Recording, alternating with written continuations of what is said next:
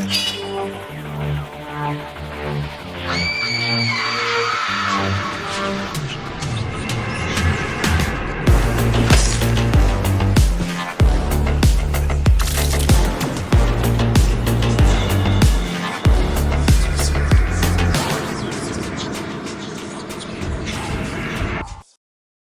up, guys and ghouls, and welcome to another episode of Fright Mic. I'm Liz. I'm Sam. And today... What's that? And today we are shutting our month down of dinner parties from hell. The last course has been served. Everyone's dead. Everyone's dead. Everyone get the fuck out. Everyone get the hell out of my house. I want to go to bed. Yes. You don't have to go home, but you certainly can't fucking die here, so beat it. So move on. Yeah. We are talking today about the little known movie Silent Night from 2021. I think that's why it's little known, because it came out in 2021, and we all know how that went. I'm gonna be honest, never heard of this movie before you mentioned it. Yeah. And I wish I'd never watched it. That's false. It's sad. No, it's a good movie. It's just a good movie that I'll never watch again. Listen, it's like The Art of Racing in the Rain. There's a lesser known genre of horror movies called existential horror. It's like Melancholia. I'm glad you said it, because I was gonna say that this would be a great double bill with Melancholia. Yup. Yeah, this movie was like, I don't even know if I mean, it's horror in the way that it is horrible. Yeah, and it's horrific. Yeah, I would say, like, it's not meant to, I can't even say it's not meant to scare you, because in a way it is, but it's not, like, there's not moments in this movie that are scary. It's just the overall concept is horrifying. Right. And it makes you question, similar to a lot of horror movies, it makes you question, who do you trust? What information do you believe about the situation at hand? It makes you come face to face with death. Your own mortality. It is horrifying that way. Yeah. Well, okay, so this is the thing that's crazy about this movie. So it came out in 2021. Like I said, we all know how 2021 and 2020, all the COVID stuff happened. I guess this movie was made before that, and the fact that it came out during COVID, like during the pandemic, when all of this was going down, and just like the overall theme of this movie is like crazy to me. Yeah. Like, very it's wild. Serendipitous timing. Yeah. Tell me about it. Yeah. It's wild. Okay, first of all, let's talk about the cast. Oh, yeah. I'm in it for the hot people. There's so many hot people in this. This is a good-looking cast. Yes. Keira Knightley. Matthew... Why do I always forget it? Matthew Good. Lucy Punch. Oh, my God. Annabelle Wallis. Lily Rose Depp. Oh, my God. And the fucking... Hold on. Let me look it up. Because I wrote his character name down, but I did not write his actual name down. The guy from the most current season of Black Mirror... he plays Lily Rose Depp's boyfriend, whatever it is, James. His real name, I'm gonna fuck it up. Oh my God. His first name is Sope. Okay. Last name Dirisu. Okay, so James. Yes, I'm definitely not trying to fucking butcher that. That's so disrespectful. Kirby plays Alex. Yeah, honestly, just... Oh, and then I don't know who the fuck this is that plays Art, and then just some like lesser known people, but really. But we know Annabelle Wallis. Yeah, from Malignant. Yeah. She's great. Yeah, it's a good looking cast. Very, very talented group of people. Even the kids who... And Amy Squirrel. I know, Lucy Punch. Oh, yeah. I love her so much. Oh my God. I didn't know what her real name was. She's fucking crazy. But in like the best way. She's my favorite character in this movie. That's the thing though, they're all so good. So it's a Christmas movie, if you haven't guessed by the title. With a pretty poppin' soundtrack. A little Michael Bublé action. Yeah, she's my favorite. So the dialogue in this movie is so funny. I agree. But it's very quick. Like, I remember when after I think I watched it before you, and I was like, yeah, I definitely throw the subtitles on. Like, I don't know if it's just me. Like, I feel like I have to watch movies with subtitles now, or I like miss something. Like, my brain is like moving slower. It's like if I don't have the subtitles on, I can't hear Yeah. the movie. Well, because sometimes with this movie, the dialogue is so quick, and they talk so fast, and they all have like British accents, and like, you know, sometimes they use like some slang, and I'm like, I don't. It's like I'm not, like, my brain isn't following. Right. Let's, you know, this is like totally not horror related, but I tried to watch Love Island UK, and it was very much the same thing where everybody, depending on where you are from, has a different variation of an accent, and they all have this non-American slang. So you're like, what the fuck are you saying? Right. And what the fuck are you like getting? Like, what are you talking about? What are we talking about here? Yeah. This movie, everyone has like a fairly, I mean, everyone's easy to understand, but yeah, they do talk very fast. It's, for the most part, a very dialogue heavy movie. Well, I think the other thing that threw me off, so I kind of went into this movie a little bit blind. Like, I didn't really know exactly what it was about. This entire movie walks on a very thin tonal tightrope, in that you don't know if it's supposed to be serious or funny, because there's so much humor in this like horrifically dark situation, but it's like insanity. It's chaos.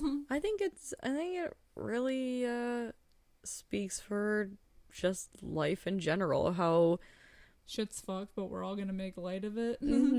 But yeah. I love that, because I think that's funny. Like, that's the thing that, and I, you know, I'm gonna keep comparing it to Melancholia, I guess, because it's like the closest I can come to. I felt like there wasn't any humor in Melancholia, whereas this had like a ton of humor in it. Like, I was laughing at parts. Yeah.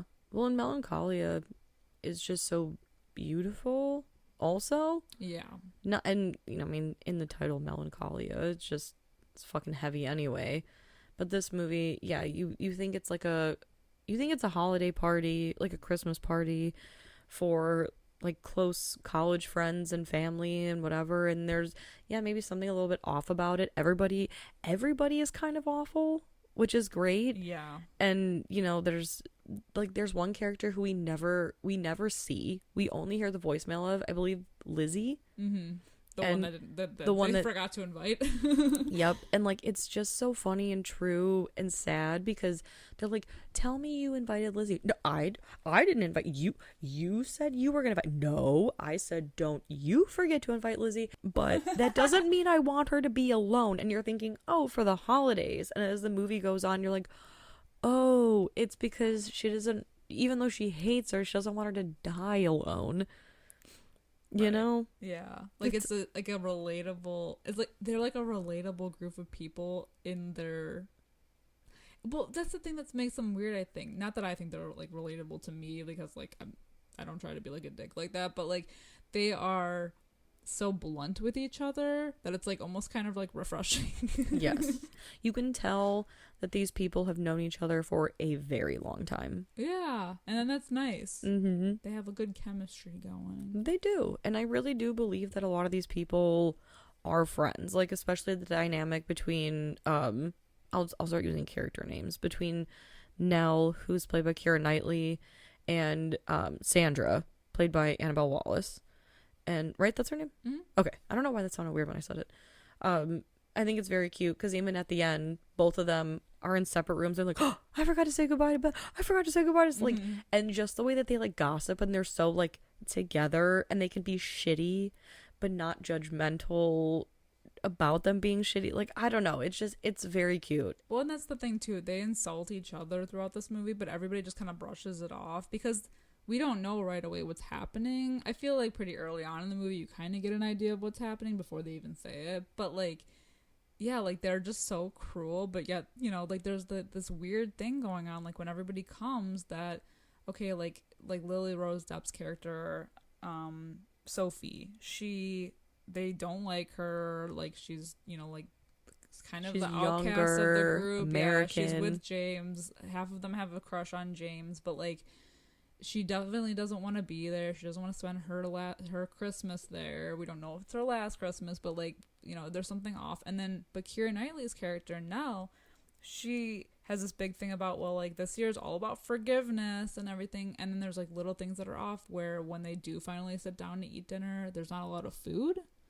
You know, like, they talk about how, oh, we don't have any regular water. We don't have any sparkling water. You know, they're only drinking out of like Coke cans or like little things, and there's only a couple of potatoes, and there's no this and that. So we're like, okay, that's weird. Yeah. It's not like a Christmas feast with all these people.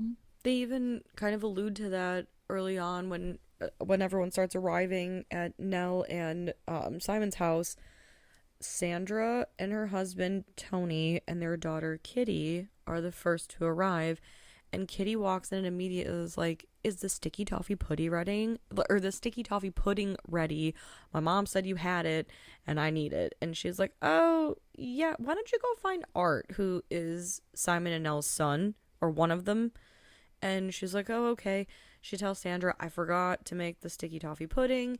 And they, you know, they're like, oh, we'll go to the like fucking gas station and like, I don't know, bring a mallet. And you're like, oh, she's suggesting that they like break into it on Christmas? Like, that's so rude.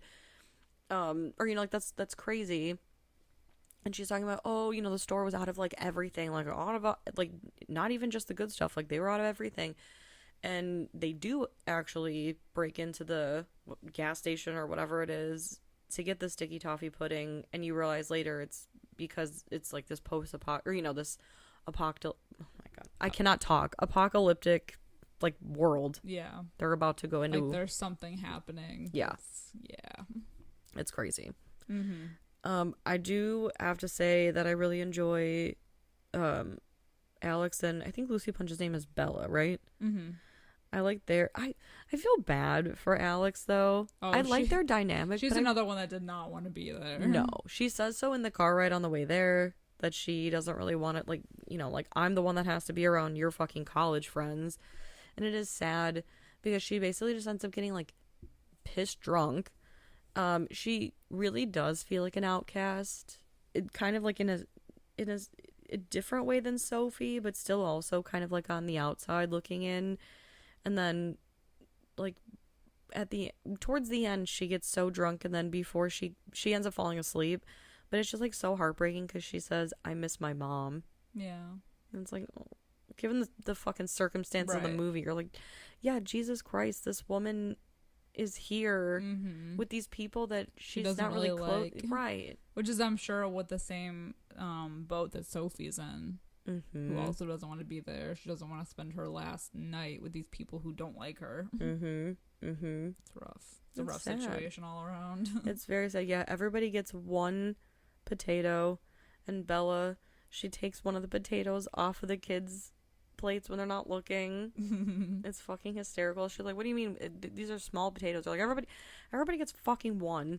Even at the beginning when Bella and Alex show up, and like you said, Nell talks about like, oh, tonight's all about like love and forgiveness, and she's like, ooh, who are we forgiving? And Nell's like, I mean, ourselves obviously. And she's like, oh. Oh, okay. Not interested.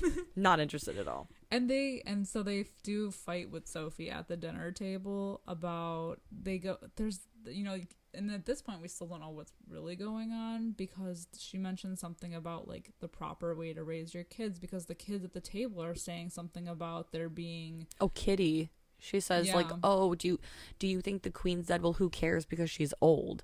And so Sophie's like, well, who cares if they're old? So this is what we're teaching our children. If you're old, it's okay for you to die. Like, you don't matter. Yeah. It's kind of heavy. It is. But that's the thing about this movie. Everything is heavy, but there's like a smear of humor in everything. So it's like, instead of being like sad, we're like laughing. Right. It's tonally all over the place. I would say it's pretty much like a black comedy. Oh yeah, for sure. For like the first, I should say for a majority of the movie. I think the last half hour is kind of sad. Well, yeah. And like at the dinner table scene too, the kids are talking about how like the government are doing this and that with the air and like what they're actually, you know, it's all the Russians. yeah, it's not. they're all attacking and they're gonna drop like all this the bombs on it or whatever. And then they're like, oh, well, where did you learn that? And everyone's kind of like laughing it off, like, oh, where did you hear that? The news. Like, then we get a little bit more of a glimpse as to what is going on. Yeah. So it's basically revealed to us right around this time that there is this poison air that's been going around the world. Yeah. Because they've been watching it on the news and, you know, yada yada. I believe it's the world, right? Because they're talking about kids in like poorer countries. Yeah. And how they're like bleeding from their eyes and their mouth and they're seizing and it's horrible. And it's like a horrible, slow, painful death if you're exposed to this gas. Yeah. And the British government is being nice, and to anyone who is a registered citizen, they are sending them essentially poison or like exit pills. So it's a quick and painless way to die if you take these. I mean, I'm gonna assume they're like cyanide capsules, something like that. Something like that. Yeah, they don't really go into details about what it actually is. Yeah, and it's to avoid the painful death of the poison, which Art, he is constantly looking at these like UK government like PSAs about it on his phone. So the first thing we see is like the signs of infection, and the first one is inhalation. The second step is the attack on the nervous system, and then the third, it says fatal hemorrhaging. Yeah. Great. Well, and he's like a skeptical one, because he's like, well, what if, you know, he's like what if they're wrong? Like, you know, this is just what scientists are saying and doctors, but like, what if they're wrong about all this?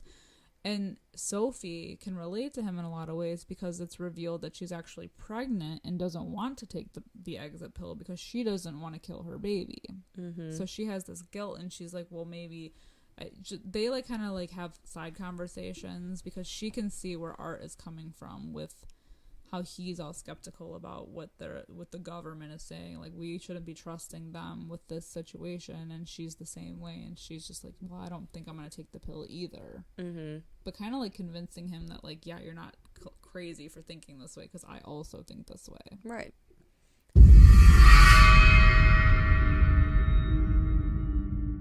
Hey creeps, looking for more frightfully good content? Head over to our Patreon at patreon.com/Fright Mic podcast to help support the show. We have current movie reviews, spooky cocktail recipes to match our theme of the month that you can enjoy if you're 21 and over. Or not, I'm not your parent. For legal reasons, I must say this. We play games, trivia, literal fright fights, and much, much more. If you head over to patreon.com/Fright Mic podcast. Again, patreon.com/Fright Mic podcast. You can find everything over there. And again, it is a great way to support the show. We greatly appreciate it, and we love you guys. Bye. Bye. So the next thing we see is like after dinner, they're having their traditional, like the kids are opening gifts. And my favorite thing about this scene is the look on Bella's face, especially when Kitty's opening her gifts. Yes. She's just like the as the person at the party who doesn't have children, who is like disgusted by it. Yes. And it's funny how like everybody hates Kitty. Yeah, like nobody. I think it's specifically because she doesn't like Kitty. Mm-hmm. She's just like, okay. Even I forgot to mention, like, even at the beginning of the movie when Kitty first shows up, Nell and Simon have Art, their son, and then they have two other sons. They're twins. And I know their names are mentioned at the end of the movie. I did not write them down. Because they're like not really a big part of the movie. Yeah. But they're like getting ready together, and Kitty walks in on them, and she's like, I'm gonna stay here. And they're like, fuck off, Kitty, fuck off. And she's like, you can't swear. They're like, fuck the fuck out of here. And then Art comes behind her, and she's like, I'm gonna tell everybody that it was you. And they're like, fuck off. Nobody fucking believe. Like, everybody fucking hates this kid. Yeah. Everybody hates this kid. It's like a joke throughout the movie. Yeah, exactly. Yeah. So so they are opening gifts, and then Art like he starts opening his gift, but he notices that his gift is actually wrapped in newspaper talking about the death toll. And so it's just another reminder of like what's actually happening. So he storms off and he has a whole conversation with his dad Simon about how it's not fair that the government is only really giving these pills to people who, you know, qualify as citizens of the country and not people who are like homeless and poor and just like all these things. So he's the one that's kind of like trying to advocate for them because he's like they're gonna be alone in the streets, like slowly dying and suffering. And Simon is just kind of like, well, you know, like he's just making up excuses like, well, you know, they don't really count. And he's, you know, Art's the one, he's like the heart of the family here. He is, but I feel like this movie is such a, it like walks that, like, I don't even know what I'm trying to say. It's interesting because, you know, when you have children, sometimes you have to lie to them about things that maybe is like, maybe they're uncomfortable and you don't want them to know, or maybe you aren't even sure. Like, who's sure about what happens when they die? You know, who is sure why the government isn't going to give pills to home, you know, like whatever. So the dad just kind of like, I feel like he's brushing it off because A, he doesn't know, B, how do you talk to a kid about something so serious even though it is impending, and C, the dad's scared shitless too. Oh yeah, and he says that when he's talking to the guys in the greenhouse. After they talk about, you know, her being pregnant and everything, like nobody is sure, and he is trying to sugarcoat things for his son. And he's trying, that's the whole point of the movie, is them trying to make the best of the situation and just be together on this like final night that they're all going to be alive. Right. Well, it's scary too because you don't want to be in pain. You know, James, him and Art have this conversation a little later in the movie about, you know, pain is so intolerable that people will kill themselves to stop the pain. You know, so nobody wants to be in pain. That's why the pills exist, so you can just go peacefully. But on the other hand, Art is absolutely right to question, you know, well, how do we know, like, basically scientists are people too, and how do you know that the scientist that passed with C's was off, you know, was on that night, and the really smart scientists, you know, forgot to do X, Y, and Z or whatever, and now everyone in the country's lives, or in the world, I guess, everyone's lives are in the hands of this dumbass that fucked something up. Right. Like, how can we be certain that other humans didn't fuck something up? Right, and just to make this like on a deeper level, it's a lot of things that are happening now or happened within the last few years. You know, like I don't want to get too much into that, but like just the same ideas that people have. Yeah, especially. And honestly, I think they probably still have them about a lot of other issues. Yeah. Not even necessarily just like the pandemic and everything, just in general. People, you know, following a certain way and listening to people versus people who are questioning things more. Which is crazy that this movie, I'm pretty sure, like was like actually made before all of that happened. Yeah, it's just wild. I think it's interesting too that it kind of goes with the whole like, are you a sheep or are you a shepherd kind of? Maybe not shepherd, but like, are you just going to go along with what people tell you because the mass believe it and so you should too? Or are you right to question something and have doubts about something? I mean, it's interesting to see how far we've come as just like a human society when we do question things, you know, with, you know, people thinking that the earth was the center and really it's the sun. Yeah. Or, you know, just like, it's the history of yes, stuff like that, not knowing and then finally discovering. Right. And I mean, It's Always Sunny did like a whole like evolution is bullshit, you know, episode that I feel like goes into it much better than I ever could, which is fucking hysterical. If you guys are at all interested, it's Always Sunny in Philadelphia, and then I believe the episode is Reynolds versus Reynolds, the serial defense. So great. It's so fucking good. But yeah, this movie, Like, really? I went into this thinking it was gonna be a scary dinner, you know, like the invitation or the feast, whatever. This movie is so far from that. This movie made me cry at the end. So it's an existential horror. it is, and those are the worst kinds for me, because I deal with this stuff every single day. Right, exactly. I think a lot of people do. Yes. And that's what makes it so horrifying. I know. Yeah. And it's these parents literally just trying to do right by themselves and their children. But not knowing for sure either way. Right. It's just scary. Trying to make the best of it.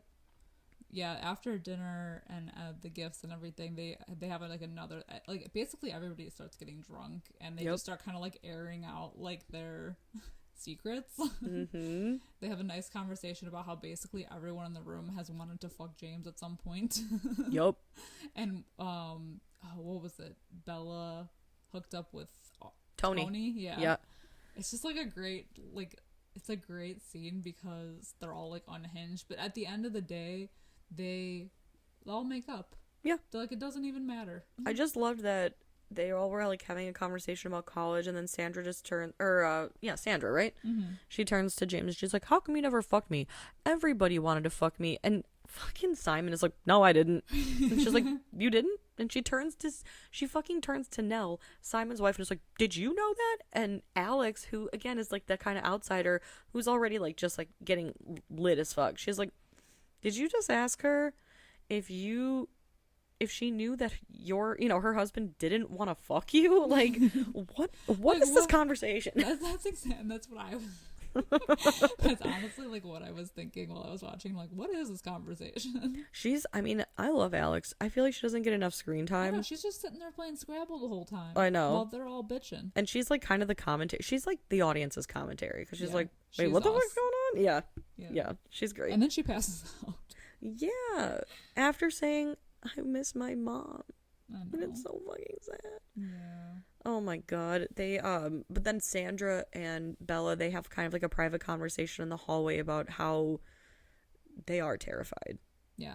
They're like trying to really hold it in. Yeah. And that's when they go over all the like conspiracy theories.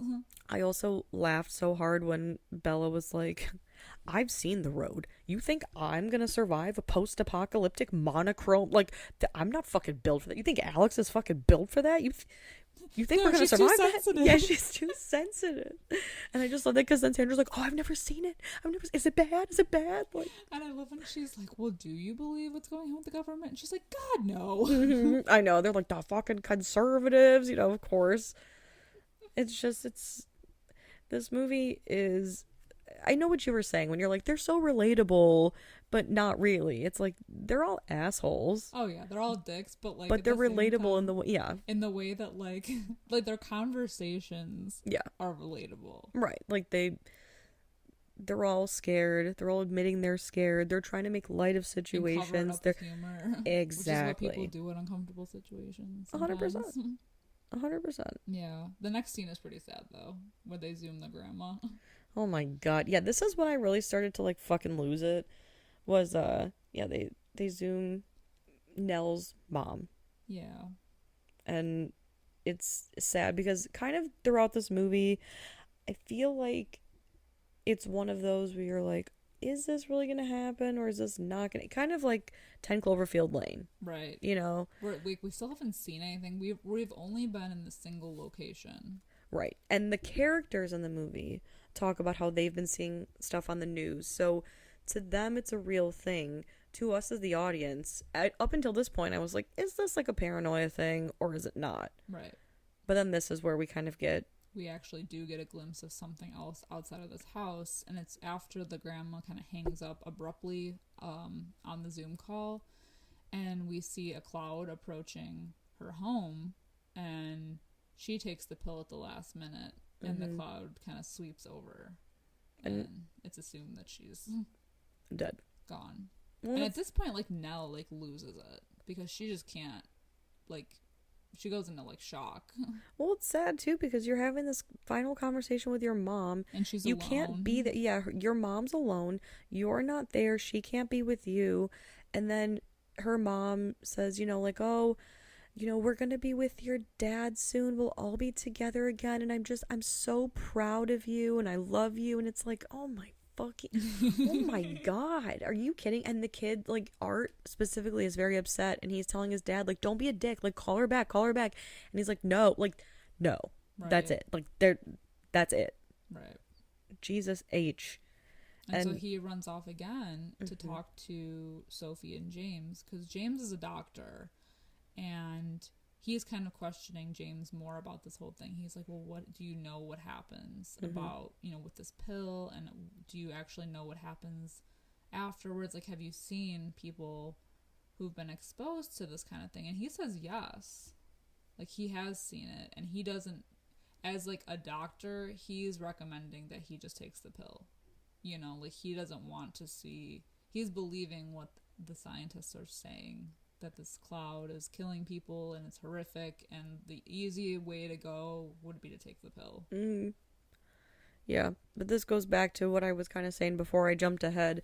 You know, Art pushes back and is like, how can you trust people? Trust people that you've never met. How do you trust that the ones that, like, the smart ones are in charge? Like, how do you believe anybody? Right. And Art really doesn't, James doesn't really have an answer for him. And he leaves Sophie and Art in the room by himself to join what is a dance party out in, like, the main area of the house, where they're all dancing to that song, like, I'm gonna live forever, I'm gonna learn how to fly, like, which always reminds me of the Dan Band. Yeah.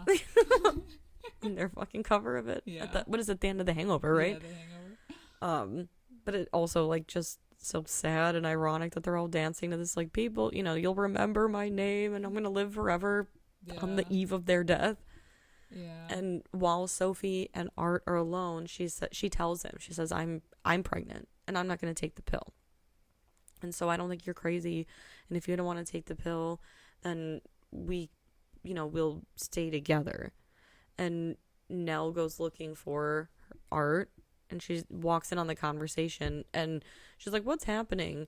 And Art just blatantly is like, neither one of us is taking the pill and we're going to die holding hands. Yeah, exactly. Like, what the fuck? And yeah.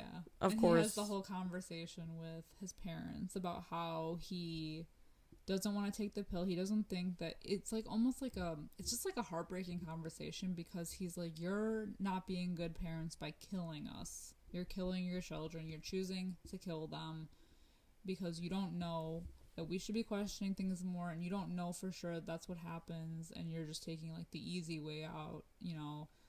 And then Nell has to explain to him, like, this is the way.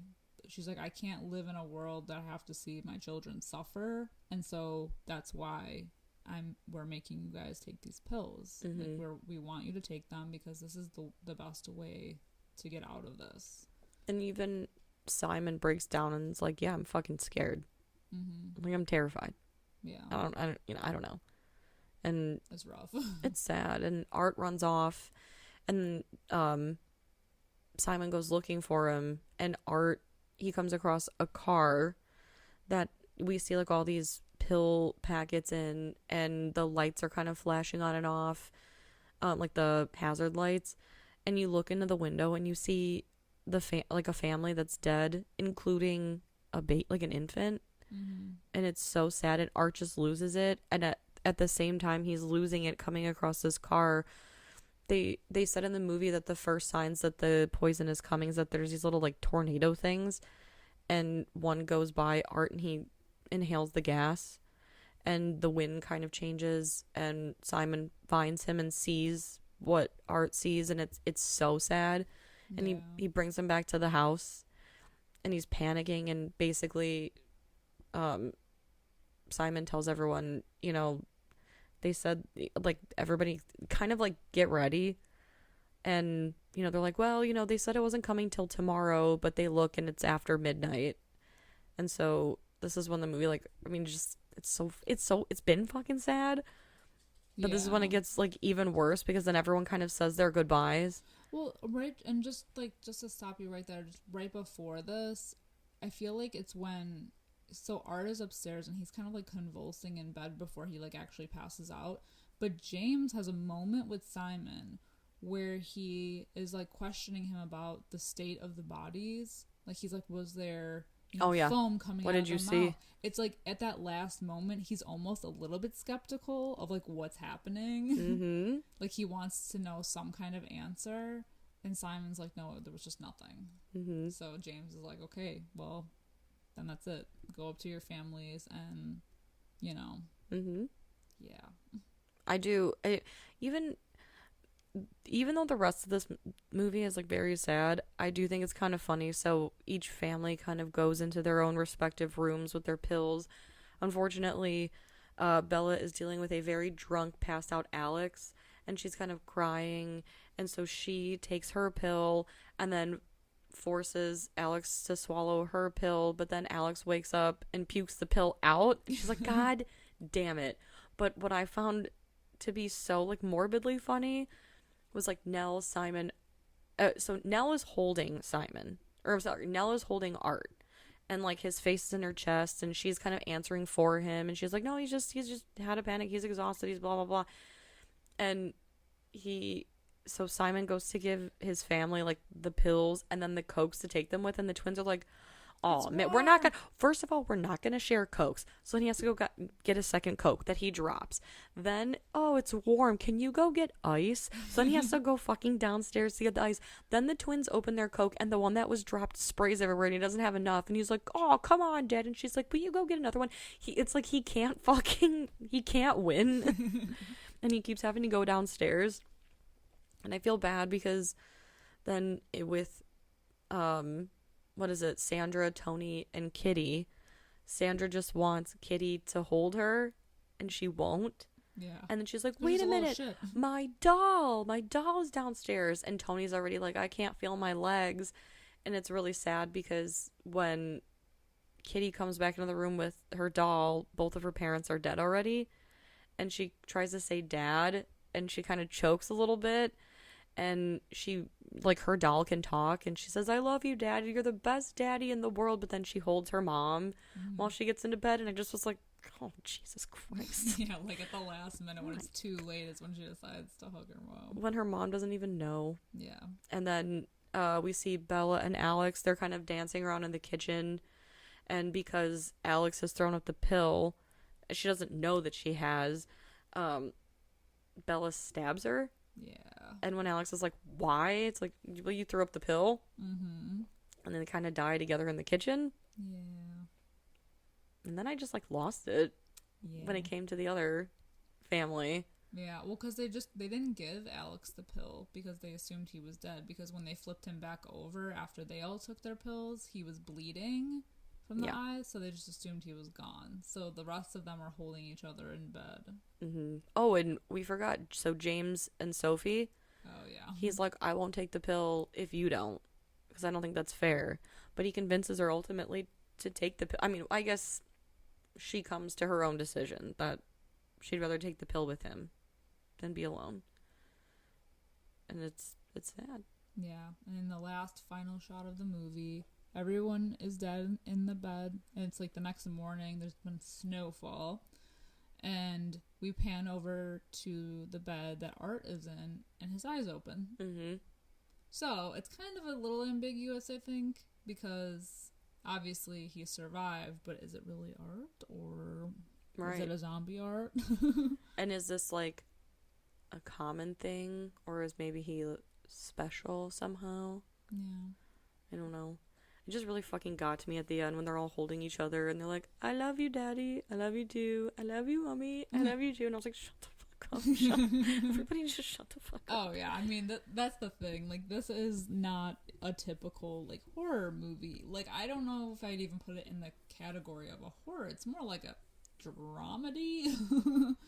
A drama comedy. Like, I think dark comedy is the best way to put it. But at the same time, it's pretty horrific. Yeah. That's why there's like no... The tone of this movie is like all over the place, but like it's supposed to be. And this is the director's first feature. He did a great job. Yeah. I mean, he definitely made it lighthearted when it needed to be. And it definitely hit me right in the fucking feels. It was a great movie. and I'll never watch it again. And I watched it first thing when I woke up, so it really just set the tone for my day. It was directed by a woman. Oh shit. Camille Griffin. Well, she did a great job. Yeah. That's so rude that I assumed it was a man. I don't know. Yeah. It was a lot. But I really liked it.